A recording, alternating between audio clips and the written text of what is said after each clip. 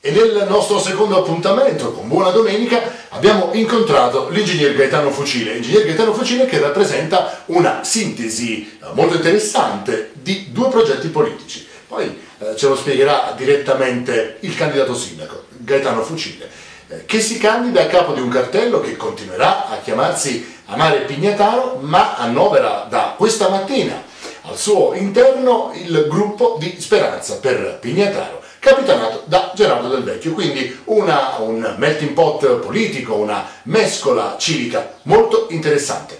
In anteprima per voi di Pignataro Nuova guardiamo il nuovo simbolo, che è la fusione tra appunto i due emblemi di Amare Pignataro e Speranza per Pignataro. Eccolo qui, ringraziamo l'amico Crescenzo Bovenzi che ce l'ha mandato in anteprima, ve lo facciamo vedere. Ecco, all'interno vedete proprio il simbolo di Speranza per Pignataro, queste persone che si tengono per mano, buon auspicio, e la scritta Amare Pignataro, quindi proprio una fusione. Ritorniamo in studio, sentiamo cosa ha detto l'ingegnere Fucile. Mancano poche ore all'ufficializzazione, quindi fra circa 2 ore in piazza Umberto I si terrà la presentazione ufficiale del nuovo cartello politico. Sentiamo Gaetano Fucile. Iniziamo i nostri primi incontri per Buona Domenica, forse quelli più interessanti, anche perché comincia ad essere caldissimo il momento. Mancano pochi giorni, esattamente 5 da oggi, sono le 8 di domenica mattina, e ringraziamo Gaetano Fucile per averci concesso questa intervista praticamente quasi alle prime luci dell'alba, per darci questa anteprima. Si presenta oggi, questa mattina, fra un paio d'ore, il simbolo della nuova lista a tutti gli effetti, Speranza per Pignataro, che si fonde con Amare Pignataro. Buongiorno Gaetano, è una esperienza nuovissima. La prima domanda che ti facciamo: perché questa fusione con un elemento completamente diverso dalla tua esperienza in politica, con un gruppo di giovanissimi? Io devo dire che questa unione non nasce per caso, non è nata l'altro ieri o qualche giorno fa, con i quali abbiamo sancito l'intesa, ma nasce appena dopo le elezioni provinciali. E già da quel momento che si sono avuti i primi incontri, le prime discussioni, i primi confronti, che poi nell'arco del tempo si sono maturati, si sono evoluti, fino a che ci hanno portato ad un'effettiva condivisione delle linee programmatiche che pensiamo che questo Paese abbia bisogno. Fra un paio d'ore tu presenterai, ti diamo del tu perché scegliamo una linea che è molto cara al tuo gruppo politico, cioè di vicinanza con l'elettorato. Fra un paio d'ore presenterete, tu e gli amici di Speranza per Pignataro, addirittura un nuovo simbolo che noi vedremo fra qualche minuto in anteprima, quindi poco prima di presentarlo ufficialmente. 2 punti fondamentali del vostro programma condiviso. Allora, noi abbiamo deciso di voler modificare il simbolo dei 2 movimenti, perché quando 2 correnti, diciamo, si mettono insieme, comunque vanno a determinare un nuovo quadro, diciamo, e abbiamo voluto mettere insieme in questo simbolo, in questa rappresentazione grafica, la nostra idea di sviluppo del Paese con l'idea di sviluppo del Paese da parte di Speranza per Pignataro. Quindi è venuto fuori un quadro diciamo integrato tra le 2 idee di sviluppo del Paese.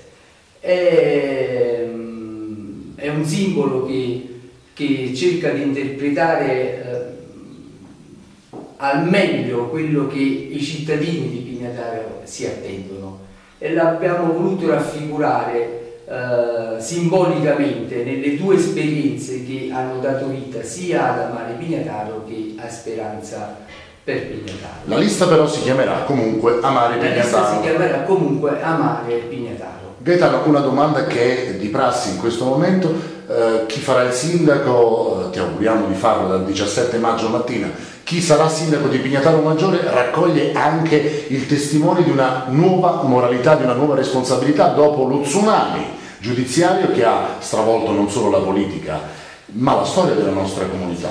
Mi fa piacere questa domanda perché voglio precisare una cosa: il progetto di Amare Pignataro non è nato attorno a una persona, attorno alla mia persona, come solitamente abbiamo assistito negli altri anni. Una persona esce, si candida a sindaco e poi va cercando a destra e a sinistra persone che lo sostengono. Noi siamo nati sulla base di uno statuto, abbiamo una nostra carta dei valori, abbiamo una nostra carta dei principi, abbiamo fissato la barra dritta, l'abbiamo portata avanti per mesi e quindi non ci siamo scostati. Non è che abbiamo fatto un'azione di conquista, contatti eccetera a casaccio, no, noi abbiamo avuto più inviti in questo periodo che ci volevano portare o ci invitavano, diciamo, a portarci fuori dal solco che avevamo tracciato, ma noi fermi, decisi, siamo rimasti nell'ambito delle nostre idee, di quanto abbiamo scritto nello statuto, perché gli amici, voglio dire, mi hanno dato mandato con la sottoscrizione dello statuto, con quanto è stato fissato nelle nostre carte, di portare avanti questo obiettivo. Casomai io avessi deviato o avessi modificato la rotta di quanto avevamo scritto, certamente non stavamo nell'ambito del progetto di Amare Pignataro. Quindi è un progetto che nasce da valori, da principi, non un progetto che nasce perché c'è qualcuno che deve arrivare a occupare delle sedie, delle poltrone, deve arrivare a avere dei ruoli di gestione o di potere in senso assoluto, ma noi siamo qui e ci presentiamo al popolo di Pignataro perché abbiamo un programma, l'abbiamo fatto già molto prima, l'abbiamo sviluppato come sapete, sì, da molti mesi. Da molti mesi, perché abbiamo fatto uno studio, abbiamo fatto delle indagini serie su ciò che serve al nostro paese. Purtroppo in questo momento sta vivendo una fase difficile, dura, e la prossima amministrazione attenderà un compito molto difficile, non tanto per fare le cose strutturali in senso stretto, voglio dire, per lo sviluppo eccetera, ma il lavoro più grosso è quello di recuperare l'immagine di questo paese, di andare a curare tutte le lesioni, le scheggiature purtroppo che sono avvenute sulla nostra immagine. Ecco, a proposito di questo, una domanda cattiva mi tocca fartela, più che cattiva, pruriginosa, chiamiamola pruriginosa. Negli ultimi tempi non voglio usare questo giro di parole che a me non piace, preso le distanze da un modo di fare opposizione, perché ricordiamolo, sei uno dei cardini dell'opposizione, eri fino a quando c'è stata l'opposizione di Pignataro Maggiore. Hai preso però le distanze da un modo di fare opposizione, probabilmente, consenticelo, un pochino da stadio, da curva B. Ecco, ci spieghi come mai, se vuoi, perché capiamo che è una domanda molto delicata in questo momento. Questo fa parte della storia, voglio dire, non si può negare ciò che è stato. Io ho preso delle distanze, delle differenze, perché non penso che la risoluzione dei problemi di questo paese possano nascere da ciò che da un'opposizione fatta non tanto di confronto dialettico, di confronto delle idee o di proposte, ma purtroppo si sono avviati su una strada, quella là giudiziaria, che penso che non rappresenta né la soluzione del paese e né determinare l'alternativa al paese, politica ed amministrativa. Le alternative nascono dalla forza delle idee, dei pensieri, dei progetti, dei propositi, non da chi sa meglio scrivere o interpretare meglio ciò a livello che deve essere un giudice che deve decidere o meno le sorti di una parte politica o di un'altra parte. Tutto ciò che è successo che qualche giorno fa, un mese fa, al nostro sindaco, eccetera, è una cosa che dal punto di vista umano devo dire che che mi dispiace e esprimo la mia vicinanza umana a lui, alla famiglia, perché sono cose brutte e non vanno augurate a nessuno, voglio dire.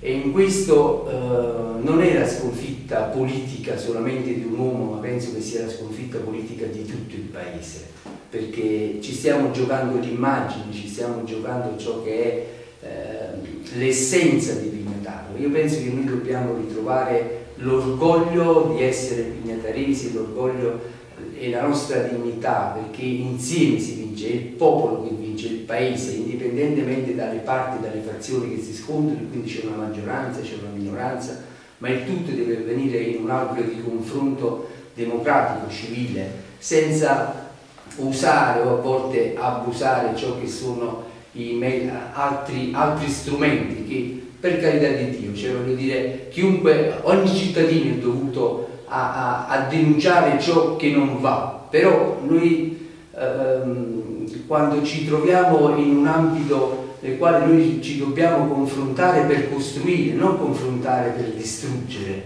e allora è un modello, voglio dire, che ho denunciato agli amici dell'ex gruppo di opposizione, che non condividevo, tant'è vero già qualche anno fa avevamo diviso il gruppo di opposizione, l'avevamo frazionato per evitare, voglio dire, coinvolgimenti che a volte non ci appartenevano, non condividevamo, ma non è che dico che ognuno poi si prende le proprie responsabilità, si prende di ciò che fa, ognuno poi dopo va a tirare fuori il risultato in confronto a ciò che la gente poi dopo deve giudicare. Perfetto, noi ti facciamo i nostri migliori auguri, ti lasciamo all'inaugurazione di questa mattina, praticamente l'ufficializzazione e l'apertura della tua campagna elettorale. Hai 20 secondi, la telecamera è tua, per il tuo primo appello ufficiale agli elettori. Auguri. Grazie. Io voglio dire che votare amare Pignataro significa votare una lista e degli uomini soprattutto che si sono messi insieme su una logica basata sui programmi, sulle idee, sui progetti, non su altre logiche che solitamente si formano le liste sui ruoli, le rappresentanze e quant'altro, cosa che il popolo negli ultimi tempi non ha neanche più gradito e che non gradisce in generale, diciamo. Noi abbiamo delle idee precise, abbiamo un programma, siamo convinti che questo sia il programma e le cose urgenti da fare per il nostro paese, e soprattutto abbiamo dettato anche i tempi di realizzazione per ciascun punto. Speriamo, noi ce la metteremo tutte, quindi speriamo di riuscire nei tempi. Io voglio aggiungere un'altra cosa pure, sulla convinzione di cosa noi stiamo facendo. Io ho due concetti precisi e principali per cui mi hanno spinto a me personalmente a fare questa iniziativa. Il primo che ho sposato è il progetto della provvisorietà. Provvisorietà significa che io intendo fare una sola legislatura perché voglio occuparmi per 5 anni di questo territorio. Non aspirerò a candidature né alla provincia né alla regione né ad altri livelli, perché il mio intento è quello di prendere l'impegno serio, concreto, preciso con il Paese. Voglio lavorare 5 anni per questo Paese e di cercare di mettere in atto il programma che sottopongo agli elettori.